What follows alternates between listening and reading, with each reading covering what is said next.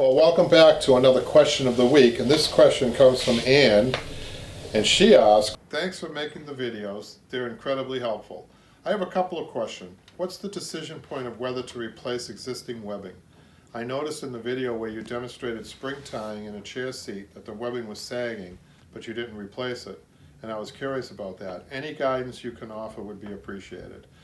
Actually, when you see a seat sagging from the bottom, it's actually a good thing, because what's happening is the pressure of the springs is going to the bottom and not the top. For instance, if it were a wood bottom or nylon webbing, avoid nylon webbing, because it's actually too good.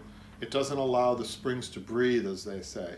So what would happen is if they can't breathe or sag, the tension would go to the top, and then you have a bigger problem. So the decision, though, usually is when you're talking to a client about that, and you're saying, you know, in my opinion, this seat has another 40 years of life. There's no point in replacing the webbing.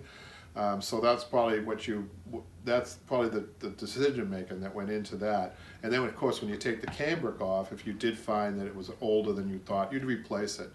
You know, you have to use your common sense too. But this was a good question, you know, about materials. So you don't want to be replacing some of the materials.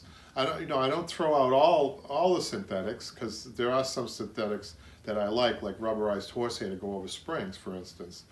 But when it comes to your basics, like your webbing, your tying springs, the burlap that goes over the springs, natural cottons and things like that, that's what I mostly use.